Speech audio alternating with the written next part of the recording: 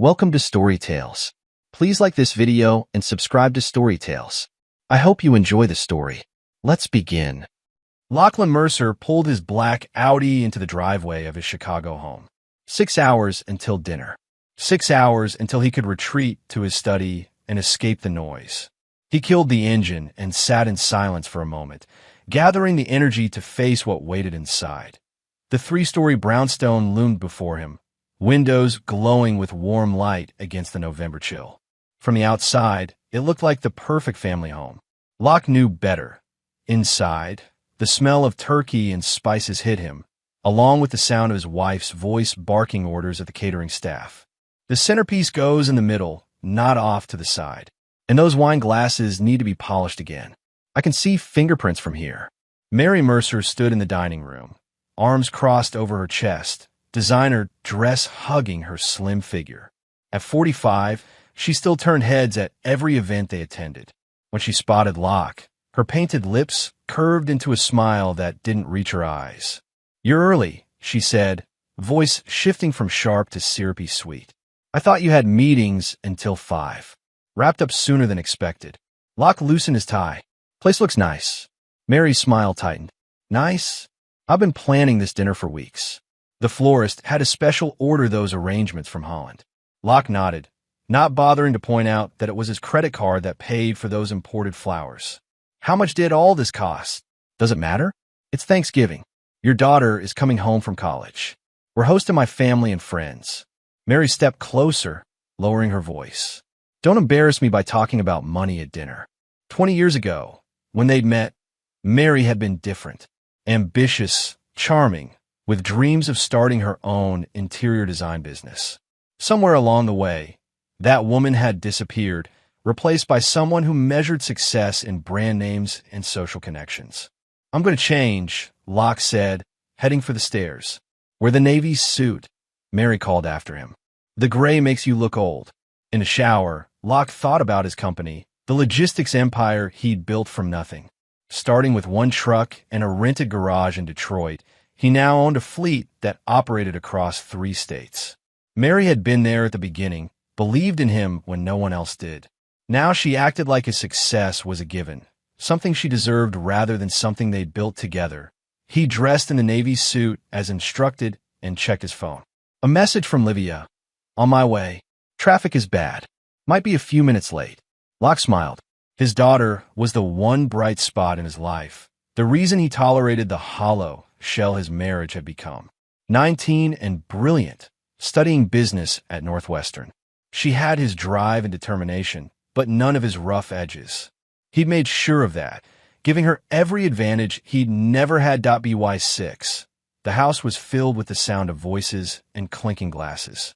Mary's brother Everett arrived first, immediately helping himself to the expensive Scotch Locke kept in the study. Then came Mary's best friend Raylan, air-kissing everyone while complimenting the decor. When Livia finally arrived, Locke felt a genuine smile break across his face. She rushed in, cheeks flushed from the cold, dark hair falling in waves around her shoulders. "Dad!" She threw her arms around him, smelling of vanilla and citrus. "Sorry I'm late." The interstate was a parking lot. "You're here now?" he said, hugging her tight. "How's school?" "Kicking my butt, but in a good way. My economics professor thinks I should." "Livia, you're finally here." Mary swooped in, pulling Livia away for a hug. "Let me look at you. Have you lost weight?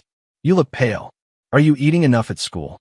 Livia rolled her eyes behind her mother's back, and Locke bit back a smile. Dinner was served at 7. The dining table a showcase of Mary's attention to detail. Fine china, crystal glasses, silver candelabras casting a warm glow over the elaborate spread. Locke sat at the head of the table, with Mary at the opposite end. Livia was seated between Raylan and Everett, looking trapped. The catering staff served the soup course. Mary tapped her glass with a spoon. The table fell silent. "Before we begin, I want to thank everyone for joining us tonight."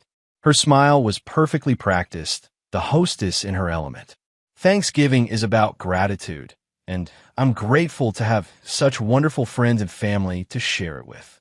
And of course," Mary continued, her gaze landing on him, "I'm thankful for my husband, who works so hard to provide us with all of this." The look in her eyes made Locke's skin prickle. There was something predatory in it, like a cat watching a cornered mouse. "Speaking of which," Mary said, reaching into a drawer of the sideboard behind her, "I have something special to share tonight." She pulled out a folded piece of paper, the creamy stationery they kept in the home office. Locke noticed Raylan and Everett exchange knowing looks. As some of you know, Locke's been working such long hours lately, so concerned with his business that he sometimes forgets the basics. Mary unfolded the paper with theatrical slowness. "So, I've prepared a little reminder list. Something to help him remember how to behave if he wants to eat with us again." The table went quiet. Locke set down his water glass, keeping his face carefully neutral. Mary cleared her throat and began to read. "If you want to eat with us again, rules for Lachlan Mercer." Her voice carried a lilting, mocking tone. "Rule 1. No talking about work at the dinner table. No one cares about shipping routes or fuel costs." A few chuckles from the table. Locke remained still. "Rule 2. Remember to use the right fork. The small one is for salad, darling, not for stabbing your steak like a caveman." More laughter now. Raylan's high-pitched giggle cutting through the others. "Rule 3. Your monthly spending allowance is now capped at $5,000. You clearly can't be trusted with the credit cards after that ridiculous boat purchase." Everett snorted into his wine glass. The boat had been a business expense used for entertaining clients. Mary knew this. "Rule 4. Those hideous Detroit Tigers cufflinks are banned from public view. You're not in Michigan anymore, and no one is impressed by your rags-to-riches backstory." Locke's fingers tightened around his napkin, but his face remained impassive. He'd grown up in Detroit's roughest neighborhood, worked 3 jobs to put himself through college. Mary used to say his determination was what attracted her to him. Rule 5. Weekly required attendance at the country club social events. No more excuses about emergency work calls. The list went on, each item more degrading than the last. Rules about his clothes, his diet, even suggestions that he get cosmetic work done to fix that scowl line between your eyebrows. By the time Mary finished, the table was alive with laughter. All except Livia, who stared at her plate, cheeks flushed with embarrassment. "Don't look so serious, Locke," Raylan called down the table. "It's all in good fun. Mary's just trying to polish you up a bit." "God knows he needs it," Everett added, refilling his wine glass. "Some people just can't learn class, no matter how much money they make." Locke looked at each face around the table. These people who ate his food, drank his liquor, laughed at his expense. He noted every smile, every smirk, committed them to memory. Then he picked up his fork, the correct one, and took a bite of turkey. "Pass the cranberry sauce, please," he said. Voice leveled up. Mary's smile faltered slightly, as if disappointed by his lack of reaction. She'd wanted a scene, wanted him to lose his temper and prove her right. Instead, he ate methodically, nodding at appropriate intervals in the conversation that flowed around him. All the while, a cold clarity settled in his mind. He wouldn't argue, wouldn't complain, wouldn't beg. That night, as he sat at the table his money had bought, surrounded by people who mocked him, Lachlan Mercer made a decision that he would destroy them all, starting with his wife. The house was quiet by midnight. The guests had departed in a flurry of air kisses and tipsy thank yous. Livia had retreated to her old bedroom, claiming exhaustion from the drive. Mary was in the master bathroom, going through her elaborate skincare routine. Locke sat in his study, a glass of scotch untouched on the desk before him. The humiliation of the evening still burned like acid in his stomach. But beneath the anger, a cold, analytical part of his brain was working, dissecting the last decade of his marriage like a business problem to be solved. He opened his laptop and pulled up their financial records. As the CEO of his company, he was accustomed to reviewing spreadsheets and identifying patterns. Now he applied those same skills to his personal life. Joint checking account. Mary's withdrawals had increased steadily over the past 3 years. Last month alone, she'd spent $30,000 at various boutiques and spas. Credit card statements. Multiple charges at hotels where Mary claimed to be attending charity functions. But the room service bills showed meals for 2, and the dates didn't match the events on her social calendar. Property deeds. When had he agreed to put the vacation home in Palm Springs under both their names? The paperwork was dated 5 years ago, during a period when he'd been working 16-hour days to secure a major contract. Locke rubbed his eyes, the pieces fitting together with grim inevitability. Mary hadn't pulled tonight's stunt on a whim. It was calculated, the culmination of years of gradual encroachment. She'd been positioning herself, securing assets, building a narrative of him as the uncouth businessman who needed her refinement. And he'd let it happen. Preoccupied with growing his company, he'd handed over the reins of their personal life, trusting her to manage their home, their social obligations, their relationship with Livia. He thought about his daughter, how Mary subtly undermined him in front of her. Your father means well, honey, but he doesn't understand how things work in our world. Small comments over the years, painting him as an outsider in his own family, that a soft knock interrupted his thoughts. Livia stood in the doorway, changed into pajamas, her face scrubbed clean of makeup. "Can I come in?" she asked. Locke closed the laptop. "Of course." She curled up in the leather armchair across from him, legs tucked beneath her like she used to do as a child. "I'm sorry about dinner. Mom was way out of line. Not your fault. Still." She picked at a loose thread on her sleeve. "It was awful.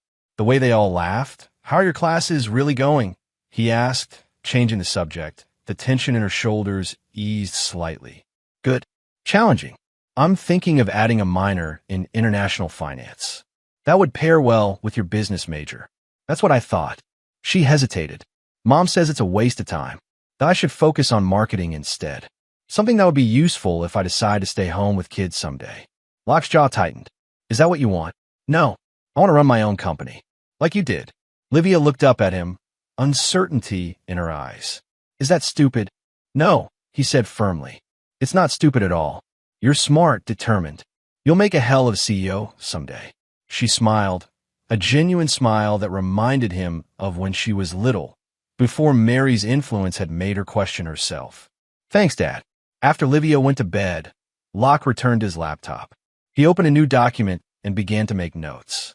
Mary's predictable schedule, her regular appointments, the names of her closest friends, and the leverage he might hold over each of them. By dawn, he had the outline of a plan. Not just a divorce that would be too simple, too expected. Mary would see it coming, and she'd already positioned herself to take half of everything he'd built. And he needed something more comprehensive. Something that would dismantle not just their marriage, but the entire life she'd constructed for herself. Locke closed his laptop as the first gray light of morning filtered through the blinds. He would need allies, people whose loyalty to him outweighed any connection to Mary. His executive assistant, Donna, who'd been with him since the early days and despised Mary's condescending attitude. His old friend Miguel from Detroit, now a private investigator with a knack for discretion. And most importantly, he would need the best divorce attorney in Chicago. Someone ruthless, someone who wouldn't balk at aggressive tactics. Someone like Kieran Shaw. For the next week, Locke played the role of the chastened husband perfectly. He came home early from work, brought Mary flowers on Tuesday, and even attended a mind-numbing gallery opening on Thursday, without complaint. "You're being unusually agreeable," Mary said one evening as they prepared for bed. She studied him in the vanity mirror, suspicion in her eyes. Locke shrugged. "Your list made some good points. I've been too focused on work." Mary seemed to accept this, her vanity overriding her instinct for self-preservation. "Well, it's about time you realized it." While playing the reformed workaholic at home, Locke set his plan in motion. His first meeting with Kieran Shaw took place at a steakhouse 40 miles outside Chicago, well away from Mary's social circle. Shaw was younger than Locke had expected, maybe mid-30s, with the lean build of a distance runner and the sharp eyes of a predator. His reputation in legal circles was fearsome. He specialized in high-net-worth divorces and was known for leaving opposing spouses with little more than their personal effects. "Tell me what we're dealing with," Shaw said after they'd ordered. No time wasted on pleasantries. Locke laid out the facts. 23 years of marriage, 1 adult child, joint ownership of multiple properties, and a business that had grown exponentially over the past decade. And why now? Shaw asked, cutting into his steak. What changed? She's gotten reckless. Thinks she has me cornered. Locke described the Thanksgiving incident, his voice flat. Shaw nodded. Public humiliation. Always a mistake. Gives us grounds to argue emotional abuse. He set down his knife and fork. But you didn't come to me for a standard divorce. You want her to suffer. It wasn't a question. I want what I've earned, Locke said. And I want her to lose what she hasn't. A thin smile curved Shaw's lips. That's what I like to hear. First things first, we need to secure your assets. Anything she doesn't know about yet. Locke slid a folder across the table. Offshore account established 5 years ago. Investment property in Michigan under my brother's name. And a subsidiary company that holds the patents for our proprietary logistics software. Shaw's eyebrows rose slightly as he scanned the documents. You've been planning ahead. No, Locke corrected him. I've been protecting my business. These arrangements were made for tax purposes, not divorce. Well, they'll serve both purposes now. Shaw closed the folder. Here's what we do. First, we document everything. Her spending, her behavior, any evidence of infidelity. Second, we quietly move what we can to secure locations. Third, we cut off her resources one by one until she's backed into a corner. And the house. Locke asked, the Chicago brownstone was in both their names, but the mortgage was paid from his business account. Leave that to me.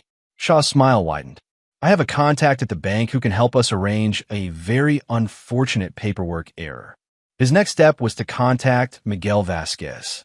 They met at a diner near O'Hare Airport, another location safely outside Mary's radar. Miguel had grown up on the same Detroit street as Locke, fought the same battles to escape poverty. But while Locke had built his empire in legitimate business, Miguel had taken a different path. Private security work that occasionally strayed into gray areas of the law. Long time, brother, Miguel said, clasping Locke's hand across the table. You look like shit. Locke gave a short laugh. Been a rough week. So I gather. This about your wife? How do you know? Miguel shrugged. You don't call me for business advice. And last time we talked, you mentioned she was getting restless. Locke outlined what he needed. Surveillance, documentation of Mary's activities, and a thorough background check on her closest allies, particularly Raylan and Everett. You think she's cheating? Miguel asked, making notes in a small black notebook. I think she's planning to clean me out, Locke replied. But if she's sleeping around, I want to know.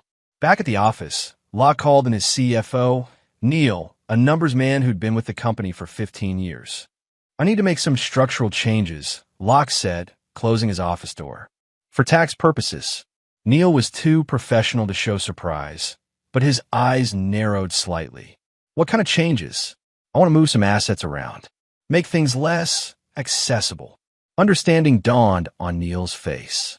He'd been at the company Christmas party last year when Mary had drunkenly berated Locke in front of the entire executive team. Is this about Mrs. Mercer? It's about protecting what we've built, Locke said firmly. Can you help me? Neil nodded. It'll take some creative accounting, but yes, we can restructure things. By the end of the week, Locke had set up a new business entity that would handle the most profitable contracts going forward. On paper, the subsidiary showed minimal profits. The real money was funneled through a complex system of management fees and licensing agreements back to the holding company only Locke controlled. He also began sowing seeds of doubt in Mary's mind. Small comments about market downturns.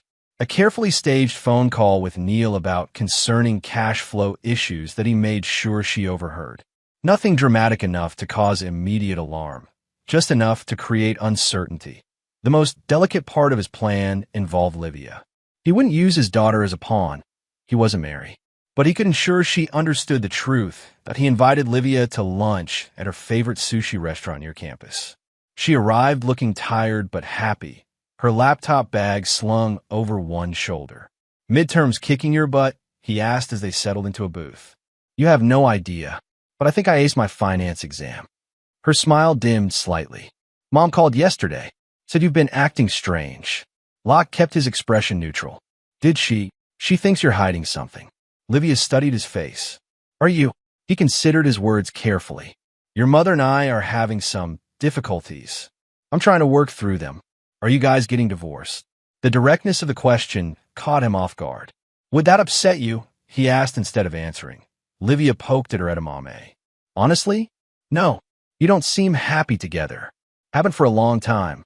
Your mother has been making some financial decisions I don't agree with, he said finally. Spending money we don't have.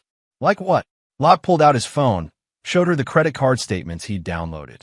$30,000 last month alone, and similar amounts the month before.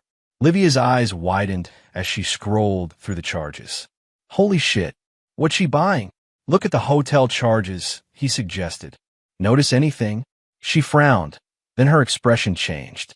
These dates, she told me she was at charity events, but they don't match up, Locke finished for her. And the room service charges are always for 2 people. He watched realization dawn on his daughter's face, guilt twisting in his stomach. He hadn't wanted to be the one to shatter her image of her mother, but Mary had left him no choice. I don't want to put you in the middle, he said, and I don't expect you to take sides. I just thought you should know what's happening. Livia handed back the phone, her jaw set in a way that reminded him of himself. Thanks for being honest with me. That evening, as he drove home, Locke received a text from Shaw. Foreclosure proceedings initiated. Bank error will delay notification for 3 weeks. Keep acting normal. Locke deleted the message and pulled into his driveway. The house lights were on, Mary's silhouette visible through the kitchen window. She was on the phone, gesturing animatedly. Unaware that the ground beneath her feet had already begun to crumble, he allowed himself one small, satisfied smile before schooling his features back into the mask of the dutiful husband and heading inside. 2 weeks after Thanksgiving, Mary's credit card was declined at her favorite boutique. Locke knew about it before she did. He'd arranged with the card company to reduce her limit to exactly $10 below the price of the designer handbag she'd been eyeing. He was in a meeting when her call came through, his phone vibrating against the conference table. He excused himself, stepping into the hallway. Mary, what's wrong? What did you do to my credit card? Her voice was tight with fury. Locke frowned, injecting confusion into his tone. What are you talking about? Don't play dumb. My Platinum Amex was just declined at Neiman Marcus. I had to walk out without the Birkin I've been waitlisted for since June. That can't be right, Locke said, making a show of concern despite the fact that no one could see him. Had you called the card company? Of course I called them. They said our account is undergoing a review due to unusual spending patterns, and they've temporarily reduced the limit. That's strange. Let me call our account manager. That evening, he arrived home to find Mary pacing the living room. Phone pressed her ear. Her face was flushed, designer outfit at odds with the frantic energy rolling off her. No, that's not acceptable, she was saying. I need access to those funds now. The payment is due tomorrow. Locke hung up his coat, watching her. When she spotted him, her eyes narrowed. They won't authorize the transfer, she said, hanging up. Our investment account is frozen. Locke loosened his tie. Why would they do that? They claim there's some issue with the verification process. Something about a suspicious login attempt. She crossed her arms. Did you say something to them? No, but there have been a lot of data breaches lately. Maybe they're being cautious. Mary's perfectly sculpted eyebrows drew together. This is the 3rd financial issue this week. First my credit card, then that call from the accountant about tax problems, now this. What tax problems? Locke asked, genuinely surprised. He hadn't initiated anything on that front yet. Don't act like you don't know. Neil called yesterday about an IRS audit of the business. Said it might affect our personal returns. Locke made a mental note to thank Neil for that unexpected contribution. The IRS randomly selects businesses for audit. It's probably nothing. Nothing? Like the credit card was nothing. Mary's voice rose. What's going on, Locke? Are we in financial trouble? Here was the opening he'd been waiting for. Locke sank into an armchair, letting his shoulders slump slightly. I didn't want to worry you. Worry me about what? We've lost some major contracts. The Jensen deal fell through last month, and costs are up across the board. All lies, but delivered with just the right note of weary resignation. Mary stared at him, color draining from her face. How bad is it? We'll manage, Locke said vaguely. But we might need to cut back for a while, just until things stabilize. Cut back? she repeated, as if he'd suggested they live in a cardboard box. What does that mean exactly? No new credit card charges.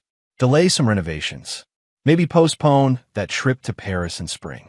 Mary's hand went to her throat, fingers closing around the diamond pendant he'd given her for their 20th anniversary.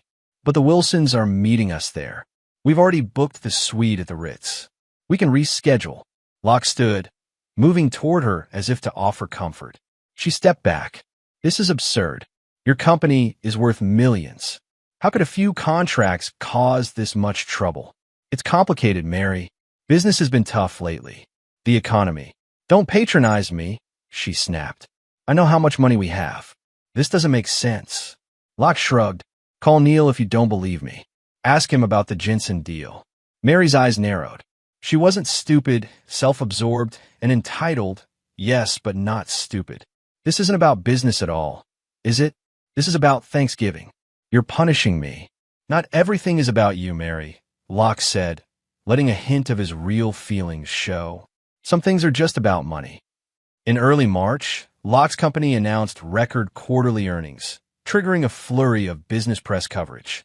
He gave interviews to the Wall Street Journal and Bloomberg, discussing the Atlanta expansion and potential new markets in Canada. In each article, he was described as self-made, the term Mary had used derisively, now a badge of honor. Over the next week, the financial noose tightened. Mary's personal checking account was suddenly empty, the automatic transfers from their joint account mysteriously stopping. Her attempt to open a new credit card was declined due to inconsistencies in her application. The country club notified her that their membership dues were 3 months overdue, and their privileges had been suspended. Each time, she confronted Locke, and each time, he provided a reasonable explanation coupled with a hint that things might be worse than he was admitting. The accountant thinks we should consider downsizing, he mentioned casually over dinner, watching her fork freeze halfway to her mouth. Downsizing what? She demanded. The house, for starters. It's too big for just the two of us now that Livia's at college. Mary set down her fork with a sharp click against fine china. This is our home. We're not selling it. It might not be up to us, Locke said, his tone deliberately gentle. If things keep going the way they are, then fix it, Mary hissed. That's what you do, isn't it? Fix problems? Or are you not as good at business as you've always claimed? The barb was meant to wound his pride, to provoke him into proving her wrong by magically restoring their finances. Instead, Locke simply looked tired. I'm doing what I can, but you might want to start looking for things you could sell. Your jewelry, maybe. The suggestion landed like a slap. Mary's hand went instinctively to the tennis bracelet on her wrist, 4 carats of diamonds set in platinum, a gift from their 10th anniversary. I'm not selling my jewelry, she said, voice flat with disbelief. These are investments. Then invest them, Locke replied, standing from the table. I have work to do. In his study, he opened his laptop and checked his email. A message from Miguel contained photos of Mary leaving the Langham Hotel yesterday afternoon, accompanied by a man Locke didn't recognize. The timestamp showed she'd spent 3 hours there. Another piece of the puzzle. Another nail in her coffin. Locke forwarded the photos to Shaw with a brief note. Find out who he is. As December progressed, Locke watched Mary's facade begin to crack. Her carefully maintained image of polished perfection showed signs of strain. At a business dinner with clients, she drank too much and laughed too loudly. Her roots grew out, the salon appointment canceled when her credit card was declined again. She wore the same outfit to 2 different events, something the old Mary would never have done. But it was her relationship with Livia that showed the most dramatic change. Their daughter came home for winter break on December 15th, and the tension between mother and daughter was immediately apparent. You look tired, sweetheart, Mary said as Livia set her bags down in the foyer. Those under-eye circles are aging you terribly. Livia rolled her eyes. Hello to you too, Mom. And no thanks on the esthetician. I've been pulling all-nighters for finals, not committing a beauty crime. Mary's smile tightened. Well, at least let me take you shopping. You could use some new clothes. Actually, Locke interjected, coming down the stairs. Livia and I have plans tomorrow. I'm showing her the new warehouse facility. A warehouse? Mary's voice dripped with disdain. Why on earth would she want to see that? Because I asked, Livia said, moving to hug her father. I'm interested in how the business works. Dad's been teaching me about logistics management. The look Mary gave them was a mix of confusion and suspicion. Her control over Livia had always been secure. She was the one who guided their daughter's social development, who taught her how to navigate the world of wealth and privilege. Locke was just the provider, the background figure who made it all possible. Now, watching them together, she seemed to realize something had shifted. That on December 19th, the day before Mary's birthday, Locke received a final confirmation from Shaw. Everything was in place. The foreclosure notice would arrive tomorrow, along with several other carefully timed blows. That night, he found Mary in the living room. Phone pressed to her ear, voice low and urgent. I don't care what he said. I need the money now. A pause. No, I can't ask him. Things are complicated. She glanced up, saw Locke watching her, and quickly ended the call. That was Everett. Just checking on birthday plans. Locke nodded, not bothering to point out the obvious lie. Big day tomorrow. Anything special you want to do? Mary's smile was brittle. Just dinner with friends. Nothing elaborate. Sounds nice. Locke checked his watch. I have an early meeting. Don't wait up. He went upstairs, packed an overnight bag with essentials, and slipped out while Mary was in the shower. According to his sources, she had arranged dinner with Raylan and a few other friends at Le Bernardin, an expense he knew she could no longer afford. Let her enjoy one last night of pretending. Tomorrow, reality would come crashing down. Mary's birthday fell on a crisp, clear December day. Locke spent the morning at his office, reviewing contracts and signing paperwork that would further secure his assets. At noon, he called Livia. Happy birthday to Mom, she said without enthusiasm. I sent her a card. You're not coming to dinner? Locke asked, already knowing the answer. After what happened? No. Besides, Amber's parents invited me to stay through Christmas. There was a hesitation in her voice. Will you be okay? Alone with her? I won't be there either, Locke admitted. I have some business to take care of. So she'll be alone on her birthday? Despite everything, Livia sounded troubled by this. She has dinner plans with Raylan and the others. Right. His daughter sighed. Dad, what's really going on? These money problems, are they real? Locke chose his words carefully. The business is fine. Our personal finances are being restructured. A moment of silence. Then, you're divorcing her, aren't you? It's complicated, Liv. That's not no. Another pause. I don't blame you. After Thanksgiving, after everything. I get it. Just be careful, okay? Mom doesn't lose gracefully. I know. And Livia? I'm sorry you're caught in the middle. I'm an adult, she said with a maturity that made his heart ache. I can handle it. Love you, Dad. At 3 o'clock, Locke received a text from Shaw. Package delivered. Countdown begins. The foreclosure notice would have arrived by now, along with several other carefully orchestrated letters, one from the IRS announcing an audit of their personal finances, another from the bank informing them that their investment account had been flagged for suspicious activity and remaining funds had been temporarily frozen. Locke waited for Mary's call, but his phone remained silent. Either she hadn't checked the mail yet, or she was too stunned to react. Either way, the next phase would unfold at dinner. Le Bernardin was one of Chicago's most exclusive restaurants, with a 3-month waiting list and prices that made even the wealthy wince. Mary had reserved the private dining room for her celebration of space that required a minimum spend of $10,000. Locke wouldn't be there to witness what happened, but he'd arranged to have eyes inside. Miguel had connections everywhere, including a server who owed him a favor at 8 o'clock. Locke's phone buzzed with an incoming text. Show starting now. We'll update. He imagined the scene. Mary and her 6 closest friends, dripping in jewelry and designer clothes, sipping champagne that cost more than most people's weekly grocery budget. Mary at the head of the table, playing the gracious birthday girl, giving no hint of the financial disaster waiting at home. The next update came 20 minutes later. Card declined. Trying another. Locke smiled grimly. He'd personally called the restaurant that morning, explaining that there had been fraudulent charges on their accounts and to please decline any cards presented by his wife. The manager had been apologetic, but understanding fraud was unfortunately common, especially during the holiday season.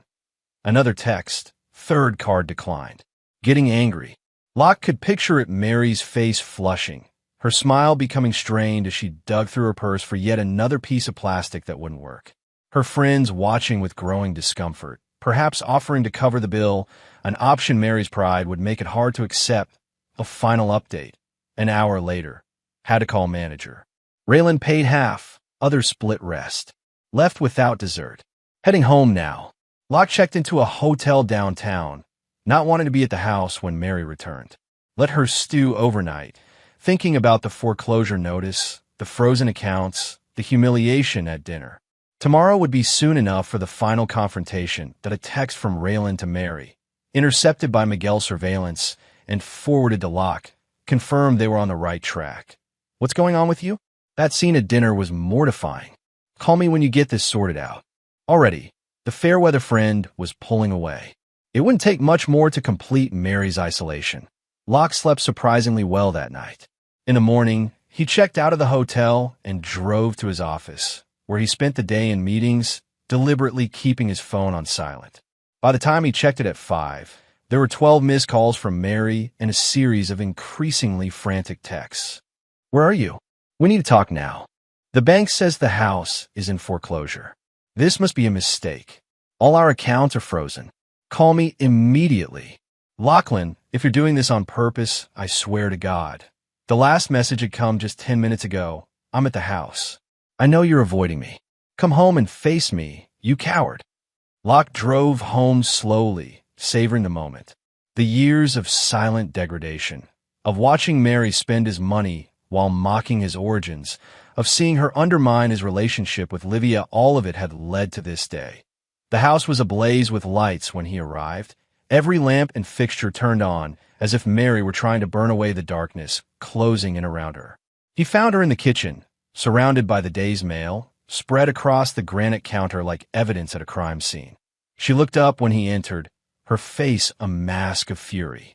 Gone was the polished socialite. In her place was a cornered animal, mascara smudged under red-rimmed eyes, hair disheveled from running her hands through it repeatedly. What have you done? She demanded, voice raw. Locke set down his briefcase. I'm not sure what you mean. Don't. She slammed her hand on the counter. Don't you dare play dumb. The foreclosure notice. The frozen accounts. My credit cards being declined in front of everyone at Le Bernardin. You did this. Actually, you did this, Locke said, his voice calm. You spent money we didn't have. You had expenses. You put us in this position. Bullshit. Mary's laugh was brittle. Your company made $7 million in profits last quarter. I saw the report. The company, yes. But our personal finances are separate.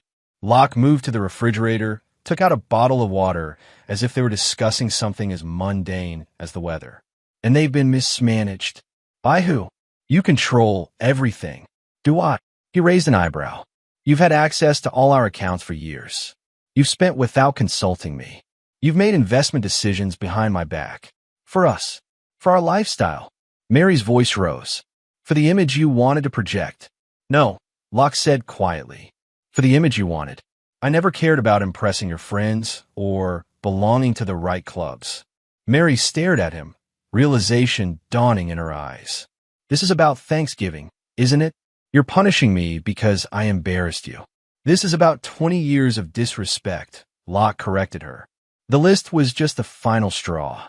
So you're ruining us financially? Destroying our credit? Losing our home? That's your solution? Not us, Locke said. You. My finances are fine. Mary went very still. What does that mean? It means I've been planning this for longer than you think. Everything has protected my company, my assets, my future. You, on the other hand. He gestured to the pile of notices on the counter. You have some challenges ahead. You can't do this. I'm your wife. Half of everything is mine. Not according to the post-nuptial agreement you signed 5 years ago. Mary's face paled. What post-nuptial agreement? The one included in that stack of investment documents for the vacation property in Aspen. You know, the papers you signed without reading because you were too busy planning your charity gala. That's fraud, she whispered. No court will uphold it. My lawyers disagree, as does the forensic accountant who's been tracking your spending habits for the past 3 years. The evidence of financial misconduct is quite compelling. Mary sank onto a bar stool, the fight suddenly draining out of her. Why now? After all this time, why not just divorce me? Divorce is too simple, Locke said, his voice hardening. You didn't just want my money, Mary. You wanted to control me, to remake me into someone your friends would approve of, to erase everything I was before I met you. He stepped closer, watching her shrink back. That night at Thanksgiving, when you read your little list, you made sure everyone knew what you really thought of me. The uncouth businessman from Detroit who needed your guidance to be acceptable. It was a joke, Mary protested weakly. Everyone knew it was a joke. No one was laughing with me, Locke said coldly. They were laughing at me. In my home, at my table, eating food I paid for. A desperate calculation was happening behind Mary's eyes, her mind racing to find leverage, to regain control. Livia will never forgive you for this. She's my daughter too. Livia knows everything, Locke replied. The credit card statements showing your hotel rendezvous. The way you've manipulated her against me for years. The lies about your charity work. You turned her against me, Mary accused. I showed her the truth. She made her own decision. The sound of the doorbell cut through the tension. Mary froze, confusion crossing her face. Who's that? Locke checked his watch. That would be the debt collectors. 7 o'clock, right on schedule. Debt collectors. Mary's voice rose in panic. What debts? The ones in your name. Credit cards, personal loans, that little shopping addiction you've been hiding. Locke moved toward the front door. I should let them in. It's rude to keep people waiting. Don't you dare. Mary scrambled after him, grabbing his arm. This is my birthday, for God's sake. Locke looked down at her hand, then back at her face. Happy birthday, darling. You might want to check the rest of the mail. The doorbell rang again, more insistent this time. Through the frosted glass panels, they could see the silhouettes of 2 people waiting on the porch. Mary's grip on his arm tightened. Please, she whispered, a word he couldn't remember her using in years. Don't do this. For a moment, Locke considered relenting.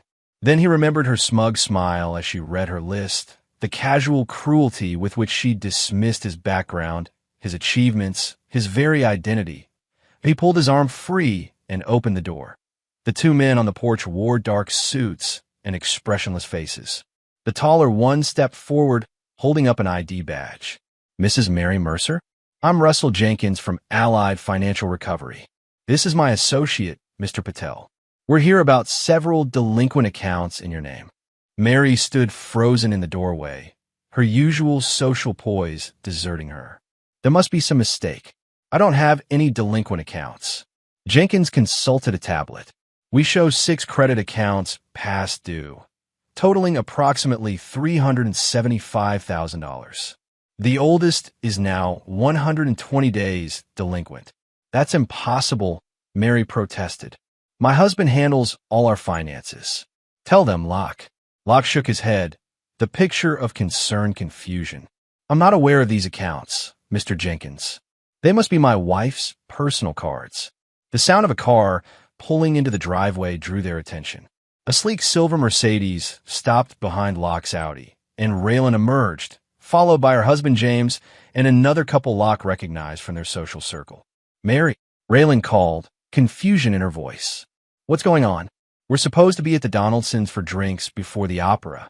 Mary stood frozen in the doorway, caught between the debt collectors and her arriving friends. The careful separation she'd maintained between her financial problems and her social life was collapsing in real time. Who are these men? James asked, eyeing the debt collectors with suspicion as he approached the door. Allied Financial Recovery, Jenkins supplied helpfully, extending his ID. We're here about Mrs. Mercer's outstanding debts. Raylan's perfectly shaped eyebrows rose toward her hairline. Debts? Mary, what is he talking about? It's nothing, Mary said quickly. A misunderstanding. Locke will sort it out. Actually, Locke interjected, I've just learned about these accounts myself. Apparently, Mary has been maintaining several credit cards I wasn't aware of. The shock on Raylan's face quickly transformed into something else, a mixture of concern and calculation that told Locke everything he needed to know about the depth of their friendship. Perhaps we should reschedule tonight, she said. already backing toward her car. Give you time to deal with this situation. No, wait, Mary called desperately. It's just a mix-up with the billing. We can still make the opera. But Raylan and James were already retreating, the other couple following closely behind. We'll call you tomorrow, Raylan called over her shoulder. Not meeting Mary's eyes, as the Mercedes pulled away, Mary stood in the doorway, watching her social life drive off with it. The debt collectors remained impassive, waiting for her attention to return to them. Mrs. Mercer, Jenkins prompted, we need to discuss arrangements for payment. Mary turned to Locke, her eyes pleading. He met her gaze coldly. I'm sure you and Mr. Jenkins can work something out, he said. I'll be in my study if you need me.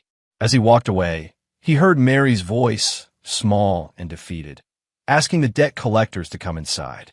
The trap had sprung, as she was finally beginning to understand just how thoroughly she'd been outmaneuvered. In his study, Locke poured himself 2 fingers of scotch and sat at his desk. Through the closed door, he could hear the murmur of voices as Mary negotiated with the collectors.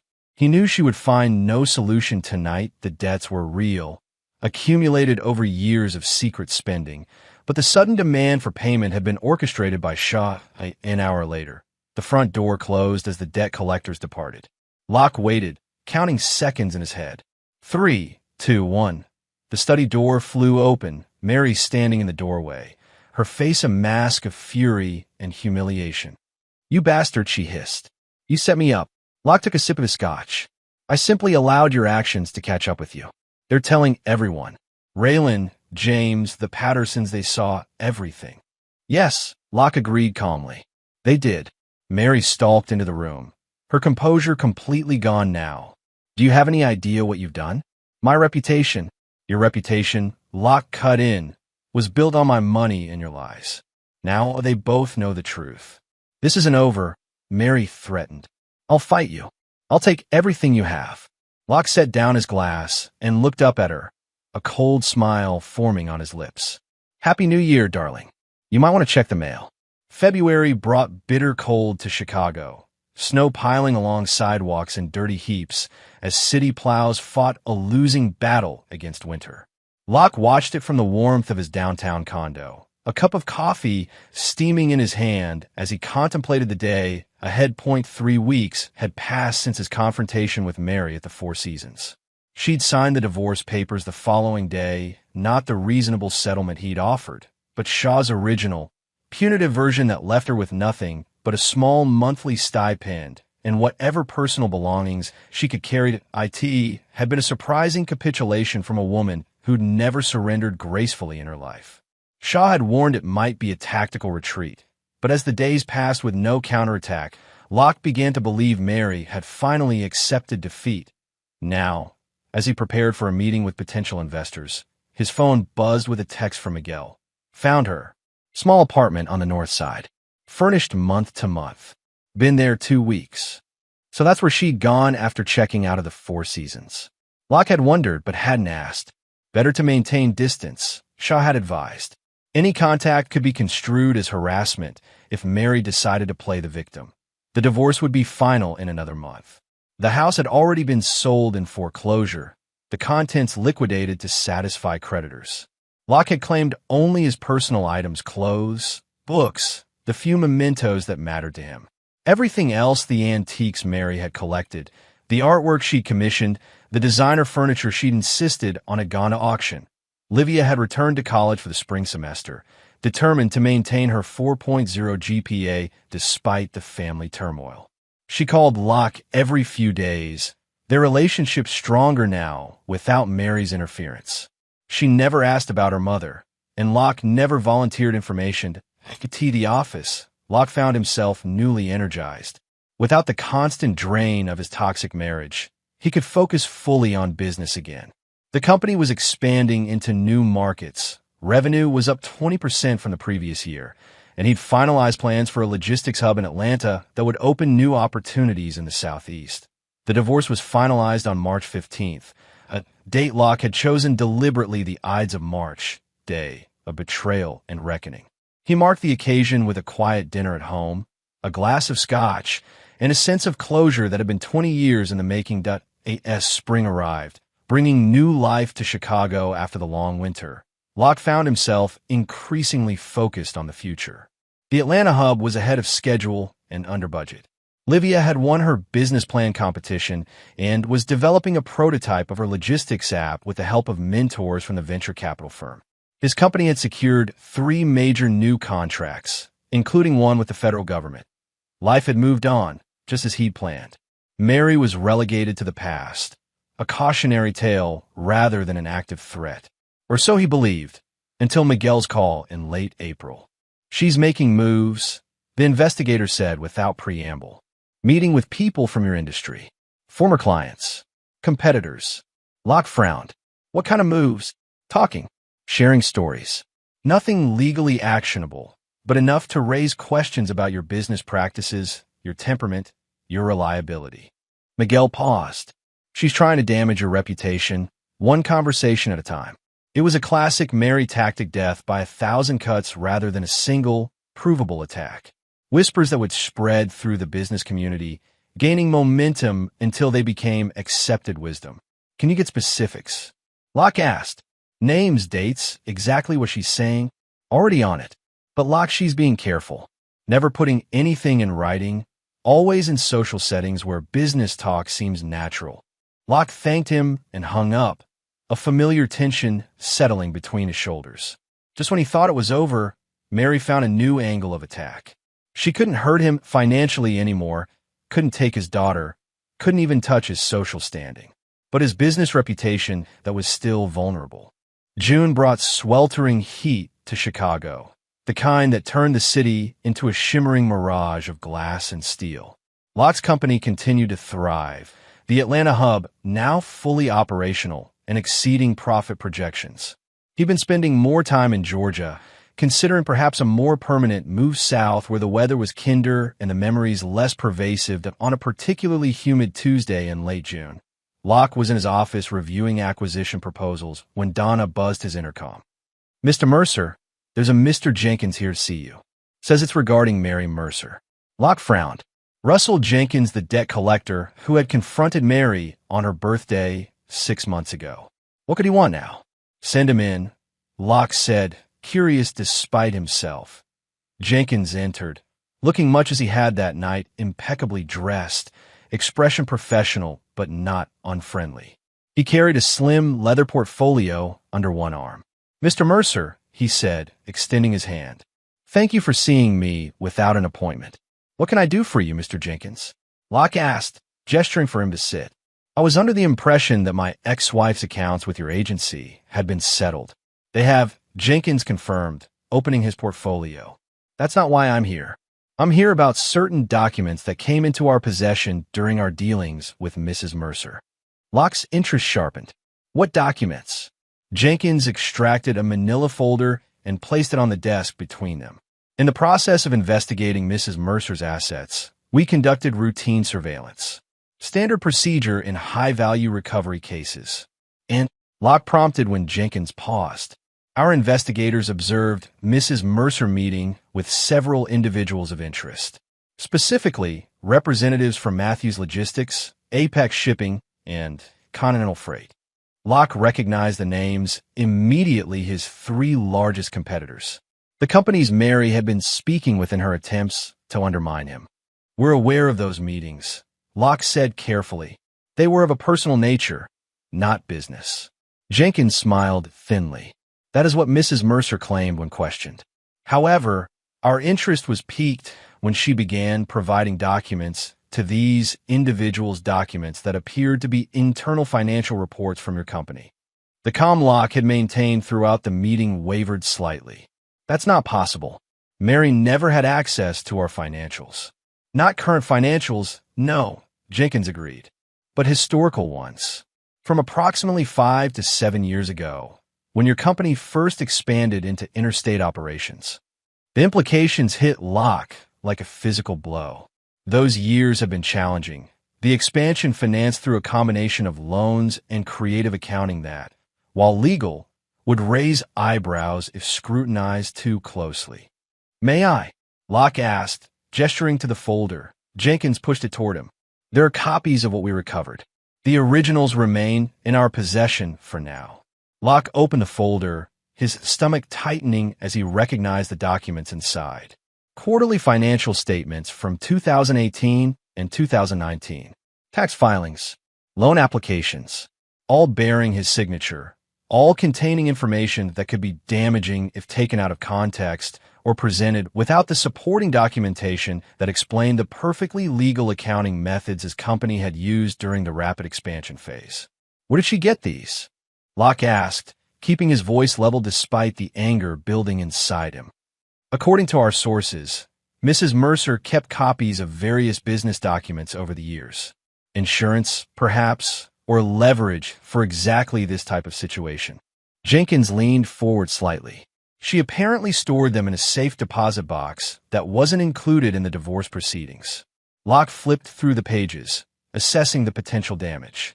Nothing strictly illegal, but enough questionable items that a determined competitor could use to sow doubt among his clients, or, worse, trigger an audit that would disrupt operations for months.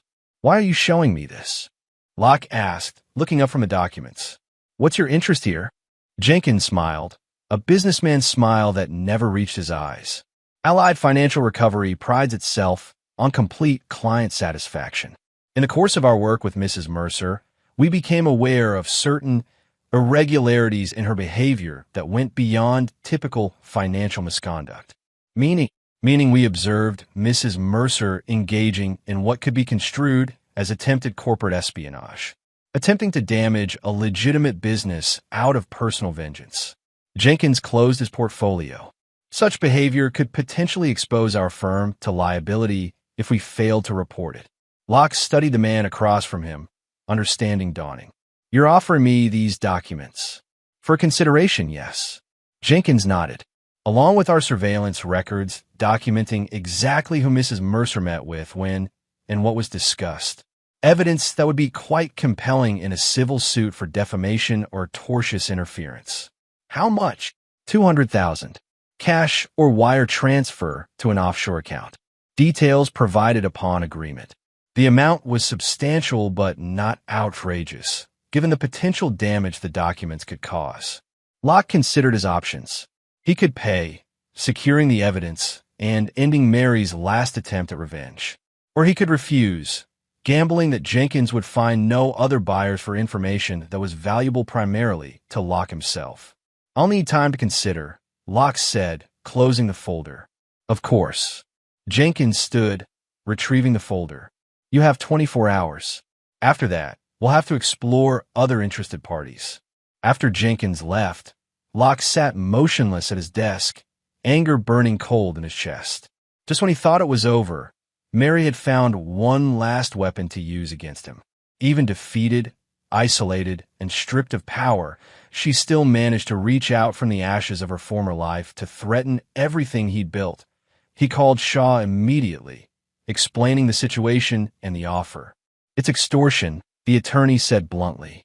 We could report Jenkins to the authorities and risk the documents becoming public record. Locke shook his head, though Shaw couldn't see it. No, I need this handled quietly. Then pay him, Shaw advised. $200,000 is nothing compared to what an extended investigation would cost the company, both financially and in terms of reputation. It's not about the money, Locke growled. It's about Mary. She's still trying to control me, still trying to win. A pause on the line. Then Shaw's voice, careful and measured. What do you want to do? What did he want? The question echoed in Locke's mind. Not just about Jenkins and his offer, but about Mary, about the seemingly endless war between them. When would it be enough? When would he feel that justice had truly been served? The answer came with sudden clarity. I want to end this. Completely. The next day, Locke met Jenkins at a nondescript coffee shop in the financial district. The transaction was quick and professional, a wire transfer authorization in exchange for a thumb drive containing all the documents and surveillance records. Working with Miguel and a digital forensics expert, he created a carefully curated package of evidence Mary's credit card statements showing lavish spending while claiming financial hardship. Emails to Raylan mocking Locke's background while simultaneously living off his success. Surveillance photos of her numerous affairs. including timestamps that matched family events she'd missed claiming to be at charity functions. Each piece was damning on its own. Together, they painted a picture of a manipulative, unfaithful, financially reckless woman who had spent years systematically undermining the husband whose wealth she enjoyed. The distribution was strategic and untraceable. An anonymous email to the president of the garden club, where Mary had once held court. A plain envelope delivered to her former hairdresser, who also styled for 3 other socialites in her old circle. A digital file mysteriously appearing on the desktop of the manager at the furniture store where she now worked. Within days, the whispers had begun, spreading through what remained of Mary's social connections like poison through a water supply. By the end of the week, Miguel reported that Mary had been let go from her job, customer complaints about her attitude. The official reason, though the real cause, was the manager's discomfort at having someone with such a scandalous past representing the store. That'd be why mid-July, Mary's exile was complete. The small circles where she had tried to rebuild some semblance of a social life had closed ranks against her. Her apartment lease had not been renewed, another coincidence, engineered through Miguel's connections. Even the monthly stipend from the divorce settlement had been reduced after Shaw discovered a technical violation of the terms. Mary had attempted to register a business using Locke's surname, a clear violation of the naming rights clause in their agreement. Locke had won. Thoroughly, completely, irrevocably. Mary was isolated, impoverished, and discredited in every arena that mattered to her. Everest occupied the 40th floor of the Chicago Stock Exchange, its dining room offering sweeping views of the city and Lake Michigan beyond. Locke arrived early, requesting a table by the window visible from the entrance, but removed enough to provide privacy for conversation. The maitre d' recognized him immediately, ushering him to the reserved table with the deference reserved for valued regulars. "It's been too long, Mr. Mercer. The usual champagne to start." "Yes, thank you. I'm expecting my daughter to join me shortly." Locke settled into his chair, taking in the familiar elegance of the space, crisp white tablecloths, gleaming crystal, the hushed murmur of conversation from Chicago's elite. This had been Mary's favorite restaurant, the place she brought friends she wanted to impress, the setting for her most triumphant social moments. Livia arrived at 7, stunning in a midnight blue dress that made her look older than her 20 years. Heads turned as the maitre d' escorted her to the table, not just because of her beauty, but because of the confident way she moved through the room, acknowledging the space without being intimidated by it. "This place is amazing," she said as Locke rose to greet her. "The view alone is worth the dress code. Wait until you taste the food." Locke smiled, kissing her cheek. The chef trained in France under Alain Ducasse. They settled into easy conversation, Livia sharing stories from her internship while Locke updated her on the Atlanta project. The champagne was followed by appetizers, then perfectly cooked entrees, their discussion flowing naturally from business to Livia's plans for the coming school year. Locke was just raising his espresso cup when he felt a change in the atmosphere, a subtle shift in energy that made the hair on the back of his neck stand up. Livia noticed his reaction, her eyes moving past him to the entrance. "Dad," she said quietly, "Mom's here." Locke didn't turn immediately. Instead, he set down his cup with deliberate calm, mentally preparing himself for the encounter he had, in truth, half expected. The only way Mary could have known to come here tonight was if someone had told her, someone who knew Locke's reservation. Someone like Raylan, perhaps, still playing both sides despite her text message of support. "Is she alone?" Locke asked, voice low. Livia nodded. "She's talking to Henri, the maitre d'. She looks different." Now Locke turned, following his daughter's gaze to the entrance where Mary stood in conversation with the restaurant's host. Different was an understatement. Gone was the designer wardrobe, the perfect coiffure, the confident posture of a woman who believed herself the most important person in any room.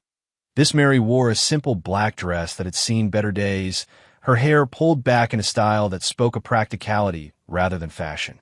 She was thinner, the angles of her face more pronounced, her gestures smaller and more contained. Henri was shaking his head apologetically, no reservation, no tables available. Mary's shoulders slumped slightly before she straightened, saying something that made him check his tablet again. "Looking for a cancellation," Locke guessed. or perhaps a bar seat. Should we leave? Livia asked, concern in her voice. Locke considered the question. They could exit through the kitchen, avoid a confrontation entirely. Mary might never know they had been there. But that would be running, and Lachlan Mercer didn't run not from business challenges, not from difficult conversations, and certainly not from his ex-wife. No, he said, making his decision. We finish our meal. If she approaches, we'll be civil but brief. They returned to their dessert, but the easy flow of conversation had been interrupted. Both were now aware of Mary seated at the bar, her back to them, nursing what appeared to be a glass of white wine as they finished their coffee. Locke noticed Mary turning slightly on her bar stool, her gaze sweeping the dining room. The moment her eyes found them was obvious her body went still, her hand tightening around her wine glass. For several seconds, they simply looked at each other across the crowded restaurant, neither making a move. Then, with a visible gathering of resolve, Mary stood and began making her way toward their table. Here we go, Livia murmured, straightening in her chair. Let me handle this, Locke said quietly as Mary approached. She stopped a few feet from their table, uncertainty flickering across her face. Up close, the changes in her were even more apparent. Fine lines around her eyes that makeup no longer concealed, a tenseness in her jaw that spoke of constant stress, hands that couldn't quite keep still. Lachlan, she said, her voice softer than he remembered. Livia, I didn't expect to see you here. Mom, Livia acknowledged with a nod, neither warm nor cold. Mary, Locke said evenly. You're looking well. The lie hung between them, all three aware of its falseness, but unwilling to breach the thin veneer of civility. May I join you? Mary asked, gesturing to the empty chair at their table. Just for a moment. Locke considered refusing, but something in Mary's expression of vulnerability he'd rarely seen during their marriage made him nod. Briefly, we were just finishing. Mary sat, placing her wine glass carefully on the table. This was always my favorite restaurant, she said, glancing around. Do you remember our anniversary dinner here? The year Henri arranged for that special chocolate souffle. I remember, Locke said, though in truth the meal itself had blurred with countless others. What he recalled more clearly was the bill over $2,000 for dinner, wine, and the diamond bracelet he'd presented for their anniversary. How have you been, Mom? Livia asked, her tone carefully neutral. I'm adjusting, Mary replied, a forced smile not quite reaching her eyes. My new apartment is smaller, but the location is convenient, and I'm interviewing for a position at Bergman's department store next week. The lie was obvious. Locke knew from Jenkins' reports that Mary had been evicted from her apartment 2 weeks ago and was currently staying in a residential hotel. As for Bergman's, the store manager was a close friend of Raylan's husband. There would be no job there for Mary Mercer. That sounds promising, Livia said, the kindness in her voice making Locke's chest tighten with pride. Despite everything, his daughter had not become hard or cruel. An awkward silence fell, the three of them trapped in the gravitational pull of their shared history. Mary broke it first, her gaze fixing on Locke. You look good, Locke.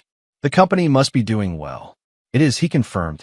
The Atlanta expansion exceeded projections. We're looking at Dallas next. Mary nodded, a hint of her old sharpness returning. I saw the article in the journal.